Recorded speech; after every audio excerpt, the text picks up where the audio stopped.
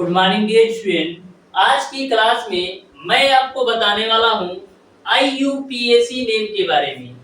Dear student, IUPAC name एक ऐसा topic है जिससे आपके पॉलिटेक्निक अथवा आईईआरटी एंट्रेंस एग्जाम में प्रत्येक वर्ष 3 से 4 क्वेश्चन पूछे जाते हैं।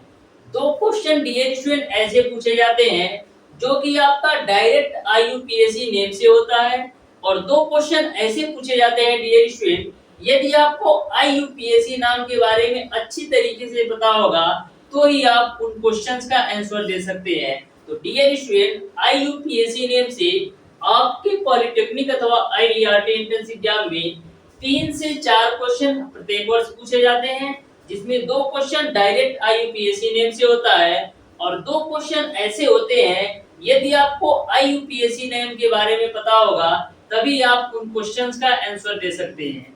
डियर स्टूडेंट, आज की क्लास में मैं आपको आईयूपीएसी नेम के बारे में इस तरीके से बताऊंगा कि आपको कभी भी चाहे कोई भी कंपाउंड दे दिया जाए, आईयूपीएसी नेम निकालने में कोई भी प्रॉब्लम नहीं होगा।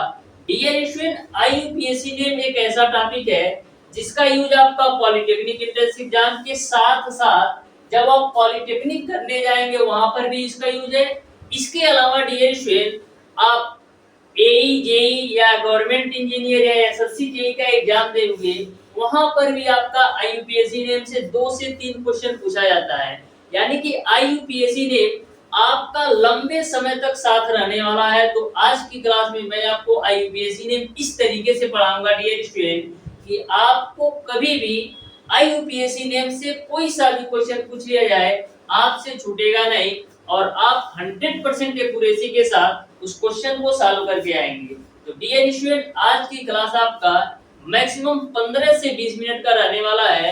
आप लास्ट के 15 से 20 मिनट बिल्कुल ध्यान से अच्छी तरीके से यदि आप समझ लेते हैं तो आईयूपीएसी नेम से डियर स्टूडेंट कहीं से भी आपका क्वेश्चन पूछ लिया जाए, चाहे वो पॉलिटेक्निक हो, आईईआरटी एंट्रेंस एग्जाम हो, आपसे छूटेगा नहीं, इस बात की गारंटी है।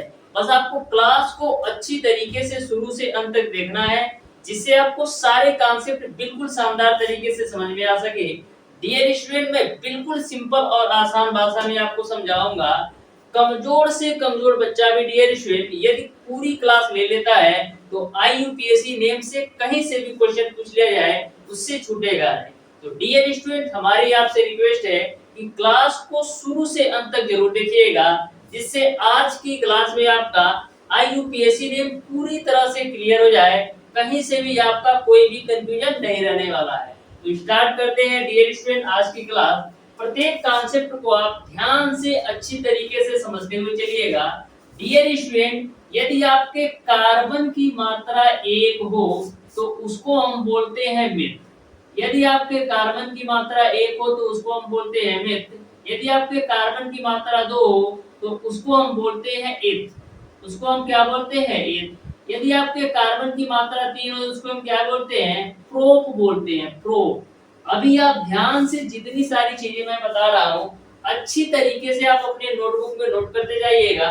उसके बाद से जब मैं आपको आईयूपीएसी नेम के बारे में बताऊंगा तो आपको एकदम हलवा लगेगा। मैक्सिमम आप 2 से 3 सेकंड के अंदर किसी भी यौगिक का आईयूपीएसी नेम बता सकते हैं। यदि 3 कार्बन है तो प्रोप आता है, यदि 4 कार्बन है तो आपका आता है ब्यूट, अब 5 कार्बन है तो आपका आता है पेंट, और यदि 6 कार्बन है तो आपका आता है हेक्स, और यदि आपका 7 कार्बन है तो आपका आता है हेप्ट, यदि आपका 8 कार्बन है तो आता है डियर स्टूडेंट आपका आर्क, यदि आपका कार्बन की मात्रा 9 है तो नॉन आता है, और यदि आपके कार्बन की मात्रा 10 है तो आपका होता है डेट। तो इस तरीके से यदि कार्बन की मात्रा 1 है तो मेथ के साथ आएगा, यदि कार्बन की मात्रा 2 है तो एथ के साथ आएगा, यदि 3 है तो प्रोप, 4 है तो ब्यूट, 5 है तो पेंट, 6 है तो हेक्स, 7 है तो हेप्ट, 8 है तो आर्क, और 9 है तो नॉन, और 10 है तो डेट। तो इस तरीके से आप एक सीक्वेंस में ध्यान रखिएगा, meth, eth, prop, but, pent, hex, hept, आर्क, नॉन, डेट। तो इस तरीके से 2 से 3 बार अच्छी तरीके से अपने नोटबुक में नोट करके पढ़िएगा। Meth, eth, prop, but, pent, hex, hept, आर्क, नॉन, डेट। तो अच्छी तरीके से आपको क्लियर समझ में आ जाएगा। अब ध्यान से आप प्रत्येक कॉन्सेप्ट को समझिएगा, आपको बिल्कुल शानदार तरीके से समझ में आने वाला है। सबसे पहले डियर स्टूडेंट हम बात करते हैं, सबसे पहले हम डियर स्टूडेंट बात करते हैं एल्केन श्रेणी का। किसका? एल्केन श्रेणी का। एल्केन श्रेणी। तो डियर स्टूडेंट, जो आपकी एल्केन श्रेणी होती है, इसमें आपका सिंगल बॉन्ड आता है। जो आपकी एल्केन श्रेणी होती है डियर स्टूडेंट, इसमें आपका सिंगल बॉन्ड आता है। यानी कि एल्केन श्रेणी में डियर स्टूडेंट आपके सिंगल बॉन्ड के यौगिक आते हैं। अब डियर स्टूडेंट एल्केन श्रेणी को ही हम डियर स्टूडेंट संतृप्त हाइड्रोकार्बन कहते हैं। क्या बोलते हैं? संतृप्त हाइड्रोकार्बन। एल्केन श्रेणी को ही डियर स्टूडेंट संतृप्त हाइड्रोकार्बन बोलते हैं। संतृप्त हाइड्रोकार्बन। तो यहाँ तक आपको बात समझ में आया होगा कि एल्केन श्रेणी में आपका सिंगल बॉन्ड वाले यौगिक आते हैं और एल्केन श्रेणी को हम संतृप्त हाइड्रोकार्बन कहते हैं। और डियर स्टूडेंट एल्केन श्रेणी के भी आपका 109 डिग्री और 8 मिनट का कोण बनता है। यानी कि यदि सिंगल बॉन्ड का कोई भी यौगिक है तो सिंगल बॉन्ड के बीच जो आपका एंगल बनता है वो आपका 109 डिग्री 8 मिनट का बनता है। और बात किया जाए डियर स्टूडेंट एल्केन श्रेणी का सामान्य सूत्र क्या होता है, तो एल्केन श्रेणी का जो सामान्य सूत्र होता है डियर स्टूडेंट, वो आपका होता है CnH2n प्लस का 2 के रूप में। तो एल्केन श्रेणी से आपको इतनी बातें ध्यान में रखना है। और डियर स्टूडेंट यदि आपका एल्केन श्रेणी का कोई भी सदस्य होता है तो उसमें आपका क्या जुड़ता है, उसमें आपका जुड़ता है एन के रूप में, यानी कि लास्ट में आपका एन जुड़ता है। यहाँ तक आपको क्लियर है? तो 4-5 बातें आपको ध्यान में रखना है। जितने भी पॉइंट मैंने आपको नोट कराया है टोटल आपका क्वेश्चन के रूप में पूछा जाता है। पूछेगा एल्केन श्रेणी के कितने डिग्री का कोण बनता है, तो 109 डिग्री 8 मिनट का। और पूछा जाए यदि एल्केन श्रेणी का सामान्य सूत्र क्या है, तो CnH2n प्लस का 2 होता है। संतृप्त हाइड्रोकार्बन है आपका सिंगल बॉन्ड आते हैं। अब डियर स्टूडेंट बात ये आती है कि हम एल्केन श्रेणी के सदस्य को कैसे पहचानेंगे। एल्केन श्रेणी के सदस्य को कैसे पहचानेंगे, तो मैं आपको सिंपल सा कॉन्सेप्ट बताता हूं कि एल्केन श्रेणी के सदस्य को कैसे पहचानेंगे।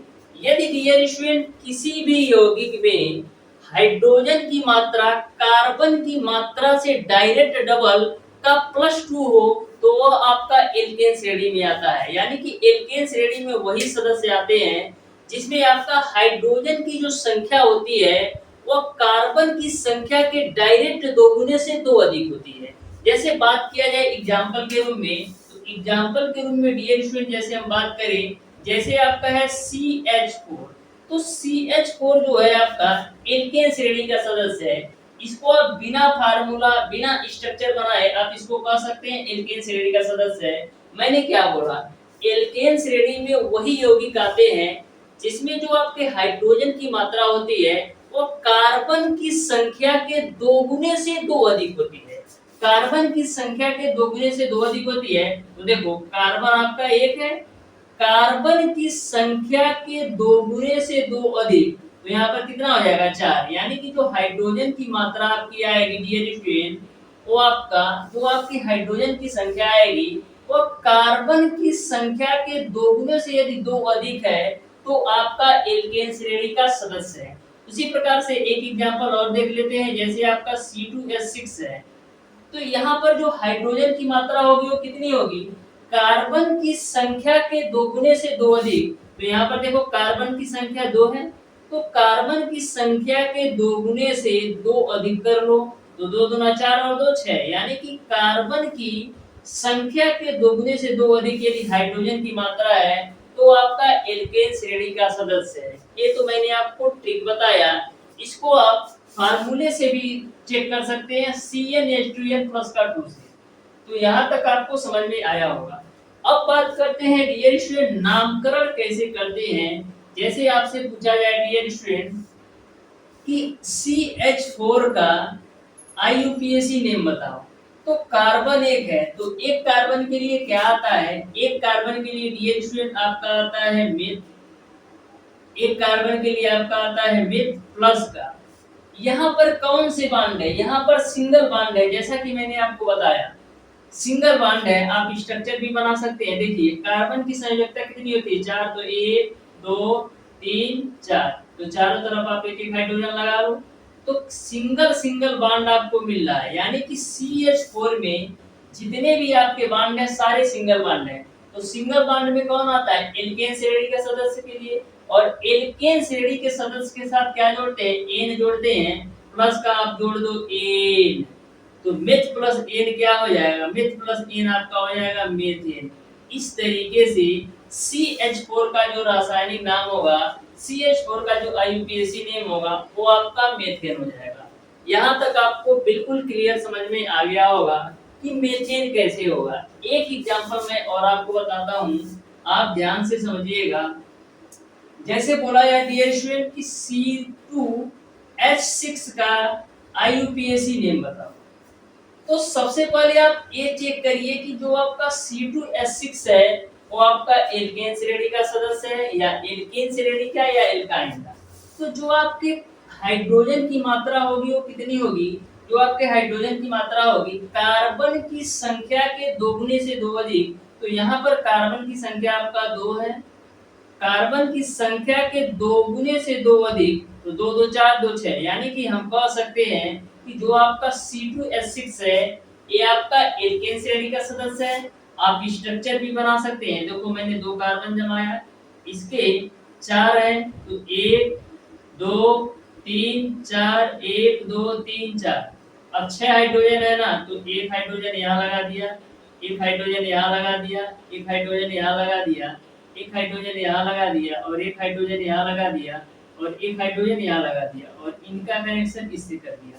तो आप देख सकते हैं जो कि आपका C2H6 है सभी एक दूसरे से सिंगल बॉन्ड से जुड़े हुए हैं।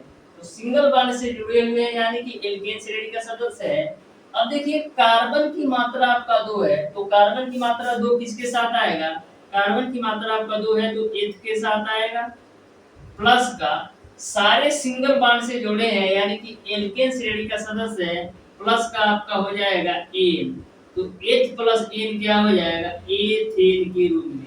इस तरीके से C2H6 का जो रासायनिक नाम होगा, जो IUPAC नेम होगा वो आपका एथेन हो जाएगा। तो उम्मीद है डियर स्टूडेंट आपको एल्केन श्रेणी अच्छी तरीके से समझ में आया होगा। अब देखिएगा डियर स्टूडेंट एल्कीन श्रेणी के सदस्य, तो ध्यान से समझिएगा, प्रत्येक कॉन्सेप्ट को बिल्कुल सिंपल तरीके से मैं आपको बताने वाला हूँ। अब बात करते हैं डियर स्टूडेंट एल्कीन श्रेणी, एल्कीन श्रेणी। तो जो आपका एल्कीन श्रेणी होता है डियर स्टूडेंट, इसमें आपके डबल बॉन्ड से जुड़ा होता है, यानी कि डबल बॉन्ड के जो आपके यौगिक होते हैं वो आपके एल्कीन श्रेणी में आते हैं। तो एल्कीन श्रेणी में डियर स्टूडेंट आपके डबल बॉन्ड के यौगिक आते हैं। और यदि आपका एल्कीन श्रेणी का कोई भी यौगिक है तो उसमें आपका क्या जोड़ना है, उसमें आपको जोड़ देना है इन के रूप में। तो ये बात आपको ध्यान में रखना है। अब बात करते हैं डियर स्टूडेंट एल्कीन श्रेणी को हम असंतृप्त हाइड्रोकार्बन की कहते हैं। एल्कीन श्रेणी के जितने भी यौगिक आते हैं उनको हम असंतृप्त हाइड्रोकार्बन के नाम से भी जानते हैं। तो यहाँ पर आप लिख दीजिए एल्कीन श्रेणी को असंतृप्त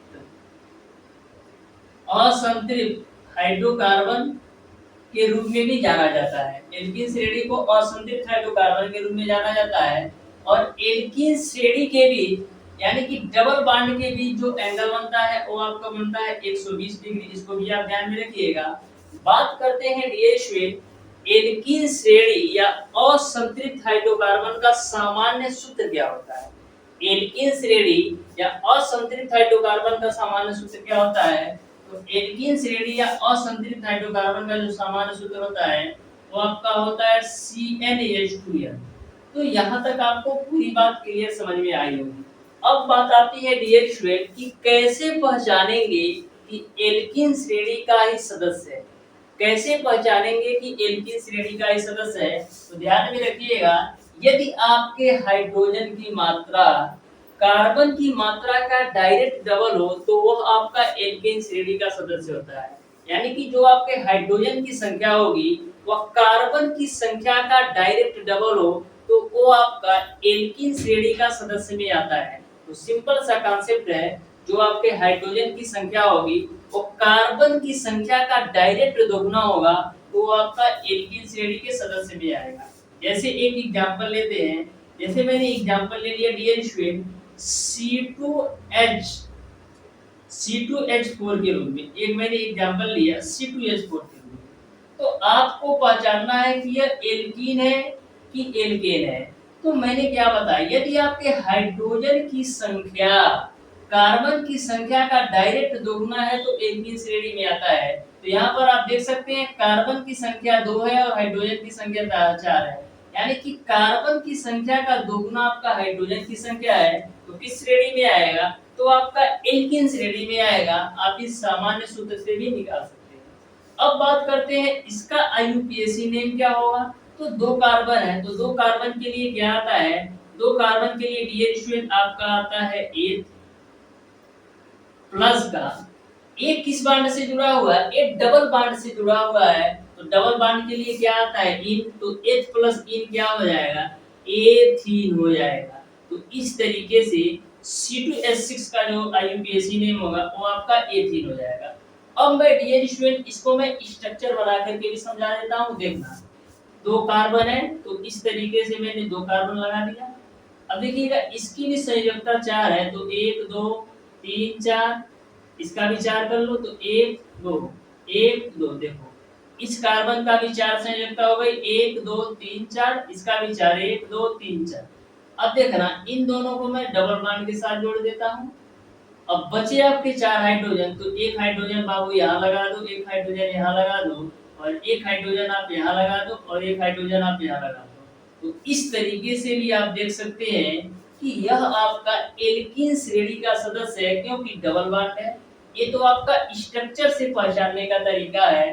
दूसरा मैंने बताया यदि आपके हाइड्रोजन की संख्या कार्बन की संख्या का डायरेक्ट दोगुना है तो आपका एल्कीन श्रेणी का सदस्य आता है। तो दोनों कॉन्सेप्ट मैंने आपको बता दिया है, स्ट्रक्चर के माध्यम से भी समझ सकते हैं और कॉन्सेप्ट से भी समझ सकते हैं। यदि आपके हाइड्रोजन की संख्या कार्बन की संख्या का डायरेक्ट डबल हो, डायरेक्ट दोगुना है, तो आपका एल्कीन श्रेणी में आता है। तो यहाँ तक आपको क्लियर है। अब बात करते हैं डियर स्टूडेंट एल्काइन श्रेणी के सदस्य के बारे में। तो बात करते हैं डियर स्टूडेंट एल्काइन श्रेणी के सदस्य के बारे में। प्रत्येक कॉन्सेप्ट को आप ध्यान से समझिएगा, बिल्कुल सिंपल से सिंपल क्वेश्चन पूछे जाते हैं। अब बात करते हैं एल्काइन श्रेणी का। तो डियर स्टूडेंट जो आपके एल्काइन श्रेणी के सदस्य आते हैं इसमें आपका ट्रिपल बॉन्ड आता है, यानी कि एल्काइन श्रेणी में आपका ट्रिपल बॉन्ड आता है। और यदि आपका एल्काइन श्रेणी का कोई भी यौगिक है तो उसमें आपको आयन जोड़ देना होता है। क्या जोड़ना होता है, आयन आपको जोड़ देना होता है। यहाँ तक आपको क्लियर समझ में आया होगा। अब बात करते हैं डियर स्टूडेंट जो आपका एल्काइन श्रेणी का सदस्य है ये भी आपका असंतृप्त हाइड्रोकार्बन का उदाहरण है। किसका है, असंतृप्त हाइड्रोकार्बन, असंतृप्त हाइड्रोकार्बन। तो ध्यान में रखिएगा चाहे एल्कीन हो या एल्काइन, एल्कीन और एल्काइन यानी कि डबल बॉन्ड और ट्रिपल बॉन्ड दोनों आपका असंतृप्त हाइड्रोकार्बन में आते हैं, और जो आपका सिंगल बॉन्ड होता है ये आपका संतृप्त हाइड्रोकार्बन में आता है। तो दोनों बातें आपको अच्छी तरीके से ध्यान में रखना है कि जो आपका सिंगल बॉन्ड आता है वो आपका संतृप्त हाइड्रोकार्बन में आता है, और जो आपका डबल बॉन्ड और ट्रिपल बॉन्ड होता है ये आपका असंतृप्त हाइड्रोकार्बन में आता है। यहाँ तक आपको पूरी बातें क्लियर अच्छी तरीके से समझ में आ गया होगा। अब बात करते हैं ट्रिपल बॉन्ड में कितने डिग्री का कोण बनता है। तो ट्रिपल बॉन्ड में डियर स्टूडेंट 180 डिग्री का कोण बनता है। ट्रिपल बॉन्ड में 180 डिग्री का कोण बनता है। और असंतृप्त हाइड्रोकार्बन का जो सामान्य सूत्र होता है वो आपका CnH2n माइनस का 2 होता है। असंतृप्त हाइड्रोकार्बन का जो सामान्य सूत्र होता है वो आपका CnH2n माइनस का 2 होता है। तो इसको ट्रिक से कैसे पहचानोगे कि एल्काइन श्रेणी का ही सदस्य है। एल्काइन श्रेणी का ही सदस्य कैसे पहचानोगे, तो एल्काइन श्रेणी का सदस्य है पहचानने का सबसे आसान तरीका है यदि आपके हाइड्रोजन की संख्या कार्बन की संख्या के दोगुने से 2 कम। यदि आपके हाइड्रोजन की संख्या कार्बन की संख्या के दोगुने से 2 कम हो तो आपका एल्काइन श्रेणी में आता है। यानी कि जो हाइड्रोजन की संख्या होगी वो कार्बन की संख्या के दोगुने से 2 कम होगी तो आपका एल्काइन श्रेणी में आएगा। आप सामान्य सूत्र से भी ज्ञात कर सकते हैं। तो इस तरीके से आपको तीनों पहचान में आ गया होगा, एल्केन, एल्कीन और एल्काइन। जो आपका एल्केन होगा उसमें जो हाइड्रोजन की संख्या होगी वो कार्बन की संख्या के दोगुने से 2 अधिक। एल्केन श्रेणी में वही सदस्य आएगा जिसमें हाइड्रोजन की संख्या कार्बन की संख्या के दोगुने से 2 अधिक होगा। एल्कीन में वही आएगा जिसमें हाइड्रोजन की जो संख्या होगी वो आपका कार्बन की संख्या का डायरेक्ट दोगुना होगा। एल्काइन श्रेणी में वही आएगा जिसमें आपके हाइड्रोजन की संख्या कार्बन की संख्या के दोगुने से 2 कम होगा। आप अच्छी तरीके से 5 से 10 एग्जाम्पल सॉल्व कीजिएगा तो बिल्कुल शानदार तरीके से आपको समझ में आ जाएगा। आप क्वेश्चन देखते ही आप किसी भी क्वेश्चन का आंसर टिक कर सकते हैं। तो देखिएगा, इसका हम एक एग्जाम्पल लेते हैं। जैसे मैंने एक एग्जाम्पल ले लिया डियर स्टूडेंट, एग्जाम्पल मैंने ले लिया C2H2 के रूप में, C2H2 के रूप में। और दूसरा एक एग्जाम्पल ले लेता हूँ डियर स्टूडेंट, दूसरा एक एग्जाम्पल ले लेता हूँ C4H6 के रूप में। तो सबसे पहले हम बात करते हैं C2H2 क्या आपका एल्काइन श्रेणी का सदस्य है। तो मैंने क्या बताया कि एल्काइन श्रेणी का सदस्य पहचानने का सबसे जो आसान तरीका है उसमें होता क्या है, जो आपके हाइड्रोजन की संख्या होती है कार्बन की संख्या के दोगुने से 2 कम होती है। तो कार्बन की संख्या आपका है 2, इसके दोगुने से 2 कम यदि आपके हाइड्रोजन की संख्या है तो आपका एल्काइन श्रेणी में है। तो 2 दूना 4 और 4 में से 2 जाएगा 2, यानी हाइड्रोजन की संख्या आपका 2 है। तो इस तरीके से जो आपका C2H2 है ये आपका एल्काइन श्रेणी का सदस्य है। इसको चेक कर लेते हैं कि क्या आपके हाइड्रोजन की जो संख्या है वो कार्बन की संख्या के दोगुने से 2 कम है। तो यहाँ पर जो आपके कार्बन की संख्या है वो आपका 4, इसके दोगुने से 2 कम कर दो तो 4 2 8 में से 2 जाएगा 6, यानी कि जो आपके हाइड्रोजन की संख्या है वो आपका कार्बन की संख्या के दोगुने से 2 कम है, यानी कि आपका एल्काइन श्रेणी का सदस्य है। यहाँ तक आपको क्लियर है। अब IUPAC नेम देख लेते हैं। तो 2 कार्बन है, तो 2 कार्बन है तो किसके साथ आएगा, 2 कार्बन है तो H के साथ आएगा। प्लस का ट्रिपल बॉन्ड के साथ जुड़ा है तो प्लस का आयन जोड़ दो तो H प्लस आयन क्या होगा, एथाइन हो जाएगा। क्या हो जाएगा, एथाइन हो जाएगा। इस तरीके से C2H2 का जो IUPAC नेम होगा एथाइन हो जाएगा। अब बात करते हैं C4H6 का IUPAC नेम क्या होगा। 4 कार्बन है तो 4 कार्बन के लिए क्या आता है, 4 कार्बन के लिए डियर स्टूडेंट आपका आता है ब्यूट। प्लस का ट्रिपल बॉन्ड के साथ जुड़ा हुआ है तो ट्रिपल बॉन्ड के साथ जुड़ा हुआ है तो क्या आएगा, आयन। तो ब्यूट प्लस आयन क्या होगा, ब्यूट प्लस आयन आपका हो जाएगा ब्यूटाइन। तो यहाँ तक आपको सारी बातें क्लियर समझ में आ गई होगी। अब डियर स्टूडेंट मैं आपको एक स्ट्रक्चर के माध्यम से भी समझा देता हूँ जिससे आपको किसी भी प्रकार का कोई भी प्रॉब्लम ना हो। हम C4H6 को संरचना सूत्र के माध्यम से समझा देता हूँ। देखो 1 2 और ये आपका 3 कार्बन, यहाँ पर मैं लगा लेता हूँ ट्रिपल बॉन्ड। ठीक है, ट्रिपल बॉन्ड मैंने लगा लिया। उसके बाद से यहाँ पर आपका एक हाइड्रोजन इधर आ जाएगा, फिर ये आपका आ जाएगा, फिर एक हाइड्रोजन यहाँ लग जाएगा, फिर एक हाइड्रोजन यहाँ लग जाएगा, फिर एक हाइड्रोजन यहाँ। इसकी संयोजकता 4 तो कंप्लीट है, इसकी संयोजकता देखो 3 1 4 कंप्लीट है। इसकी संयोजकता कितना है, 3 और 1 4, 4 कार्बन है ना यार। तो यहाँ पर एक कार्बन आपका और आएगा। ठीक है, एक कार्बन आपका और आएगा। ठीक, तो यहाँ पर आपका हो जाएगा H, यहाँ पर आपका हो जाएगा H। ठीक है, तो यहाँ पर ये देखिए 3 तो ये ले लिया और एक ले लिया, 4 इसका तो कंप्लीट है क्योंकि 3 यहाँ से कवर हो रहा है, एक यहाँ से, 4 इसका कंप्लीट है, 4 इसका भी कंप्लीट है। अब देख लो 3 और 1 4 इसका भी कंप्लीट है और उसके बाद से आपका 3 और 1 4 इसका भी कंप्लीट है, यानी इसकी भी संयोजकता 4 हो गई, इसकी भी 4 हो गई, इसकी भी 4 हो गई, इसकी भी 4 हो गई। तो इस तरीके से आपका स्ट्रक्चर बनेगा। यहाँ पर डियर स्टूडेंट यदि हम यह पूछे कि जो आपका ट्रिपल बॉन्ड लगा है यह कौन से पोजीशन पर है।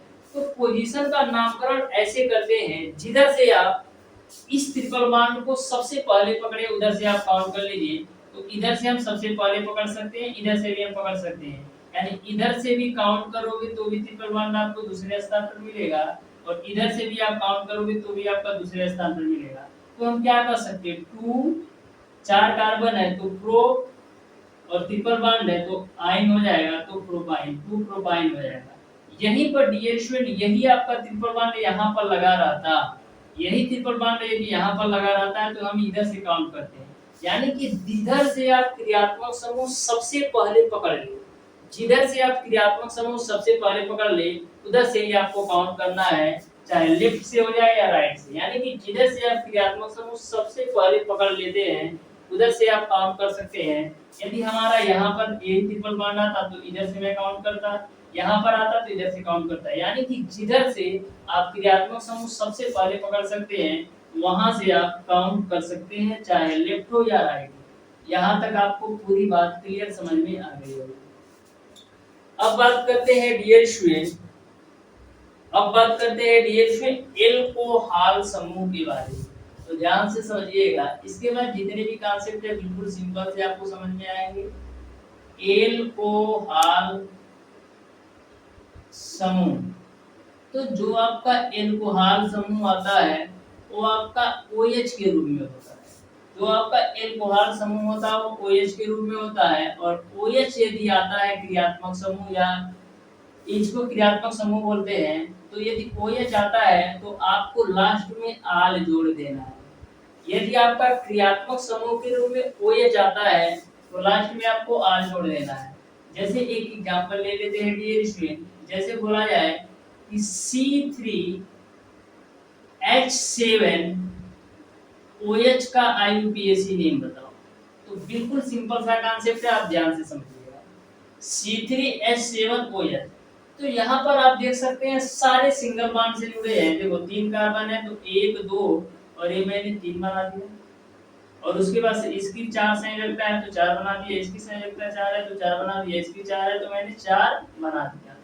अब देखिएगा यहाँ पर मैंने OH को जोड़ दिया, और सारे हाइड्रोजन है ना, तो भाई हाइड्रोजन लगा दो, हाइड्रोजन इसको यहाँ से जोड़ दो, यहाँ पर भी हाइड्रोजन लगा दो, यहाँ पर भी हाइड्रोजन लगा दो, यहाँ पर भी हाइड्रोजन लगा दो, यहाँ पर भी हाइड्रोजन लगा दो, और यहाँ पर भी आपका हाइड्रोजन, यहाँ पर भी हाइड्रोजन। तो देखो कंप्लीट है कि नहीं। C3 1 2 3 कार्बन 7 हाइड्रोजन, 1 2 3 4 5 6 7, ये पूरा का पूरा आपका क्रियात्मक समूह है। इसको हाइड्रोजन में काउंट नहीं करना है, ये OH है तो OH, यानी कि पूरा हमारा स्ट्रक्चर कंप्लीट है। तो यहाँ से हम काउंट इधर से करें चाहे इधर से करें, हमको दूसरे नंबर पर भी आपको क्रियात्मक समूह OH मिल रहा है। तो 3 कार्बन है तो क्या आएगा, 3 कार्बन है तो आपका प्रोप आएगा, प्लस का OH समूह क्या जुड़ता है, यदि आपका क्रियात्मक समूह OH है तो उसके साथ आपका क्या जुड़ता है, आल जुड़ता है। क्या जुड़ता है, आल जुड़ता है। तो आपका प्रोप प्लस आल क्या हो जाएगा, प्रोपेनॉल। इसको आप प्रोपेन लिख सकते हो, प्रोपेन प्लस का आल, तो प्रोपेन प्लस का आल क्या हो जाएगा, प्रोपेनॉल, प्रोपेनॉल। तो इस तरीके से C3H7 OH का जो IUPAC नेम होगा वो आपका प्रोपेनॉल हो जाएगा। तो ध्यान में रखिएगा, यदि आपका OH क्रियात्मक समूह है तो उसमें आपको लास्ट में आल जोड़ देना है। नेक्स्ट बात करते हैं डियर स्टूडेंट एल्डिहाइड के बारे में। तो ध्यान से समझिएगा डियर स्टूडेंट एल्डिहाइड के बारे में। नेक्स्ट बात करते हैं डियर स्टूडेंट एल्डिहाइड के बारे में।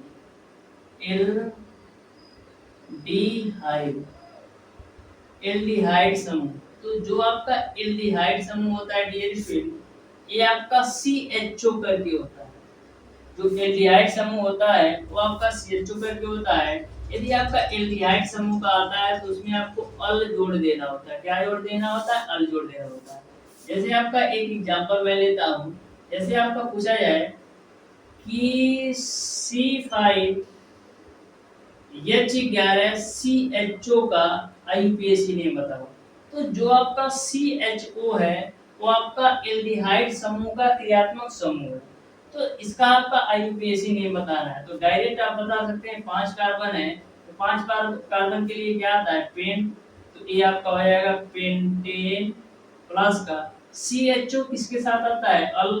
तो यहाँ पर आप अल जोड़ दो, तो पेंटेन प्लस अल क्या हो जाएगा, पेंटेनल। क्या हो जाएगा, पेंटेनल। तो इस तरीके से C5H11 CHO का जो आईयूपीएसी नेम होगा वो आपका पेंटेनल हो जाएगा। इसको मैं आपको स्ट्रक्चर बना के भी समझा देता हूँ।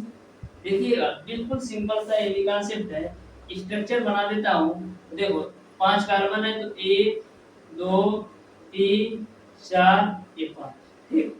यहाँ पर हाइड्रोजन लगा दो, यहाँ पर हाइड्रोजन, यहाँ पर हाइड्रोजन, यहाँ पर हाइड्रोजन, यहाँ पर हाइड्रोजन, यहाँ पर हाइड्रोजन, यहाँ पर हाइड्रोजन, यहाँ पर हाइड्रोजन, यहाँ पर हाइड्रोजन लगा दो, यहाँ पर हाइड्रोजन, यहाँ पर हाइड्रोजन लगा दो, ठीक है। और यहाँ पर आप लगा दो क्रियात्मक समूह एल्डिहाइड, ठीक है। ये single bond single bond single bond single bond. तो देखो 5 कार्बन, 1 2 3 4 5 कार्बन, 11 हाइड्रोजन, 1 2 3 4 5 6 7 8 9 10 11 हाइड्रोजन।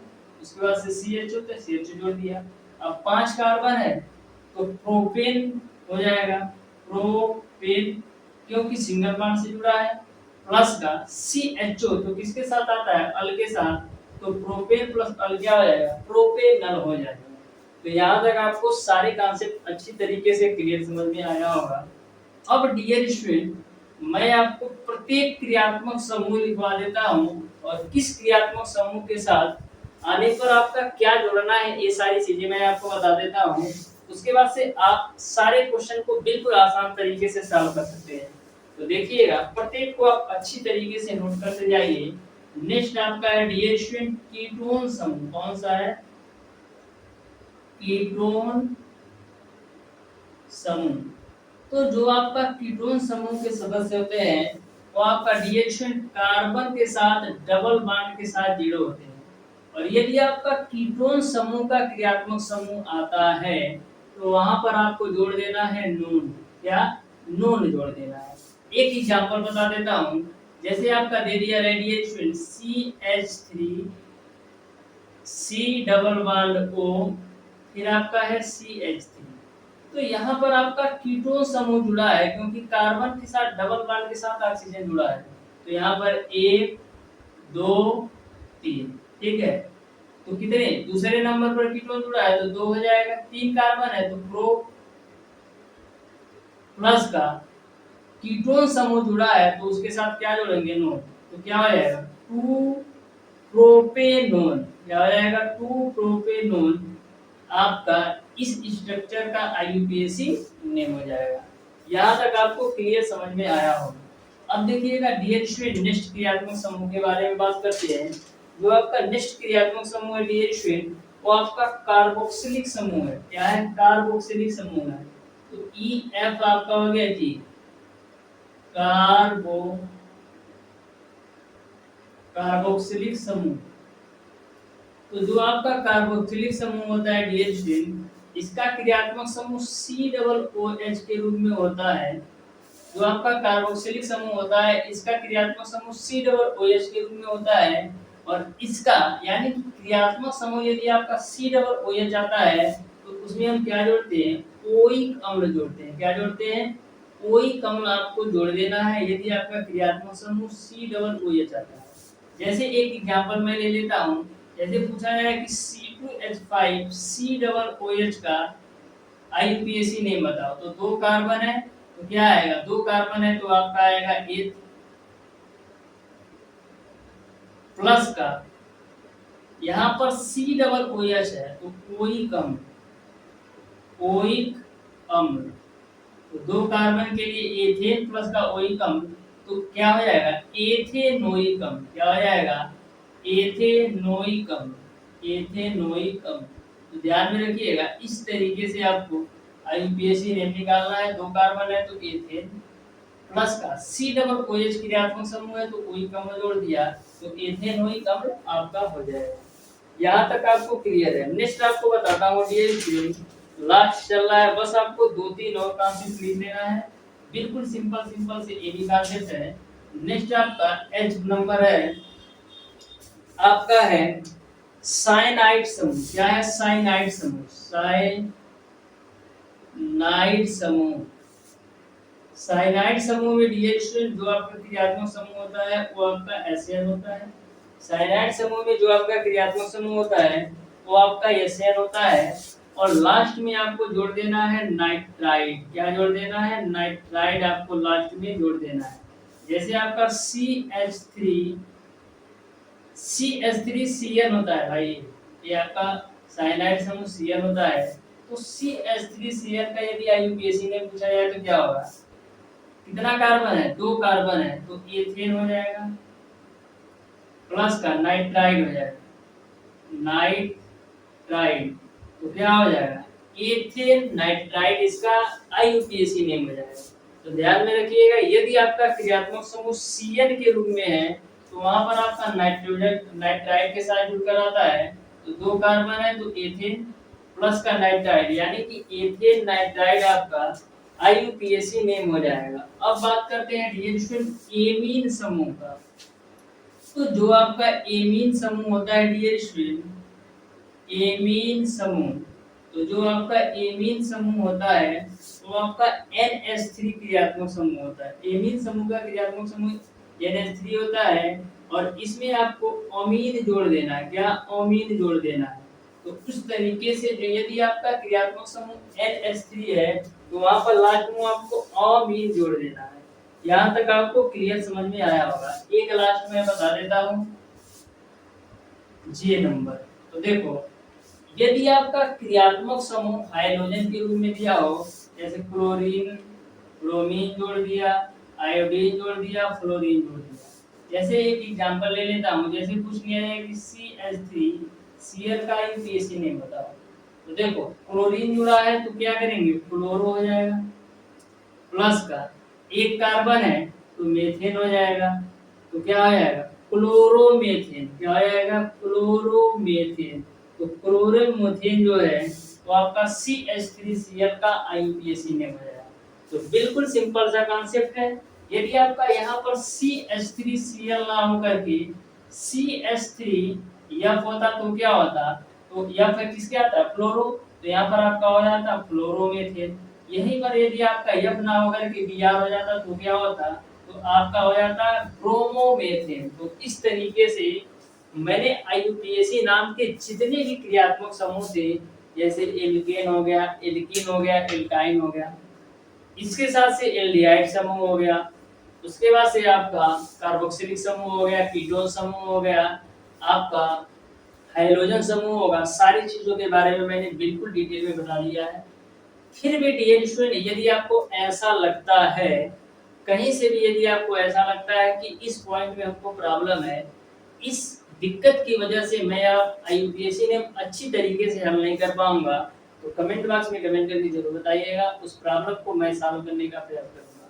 तो डियर स्टूडेंट, आज की क्लास को यहीं तक रखते हैं, मिलते हैं नेक्स्ट क्लास में। तब तक के लिए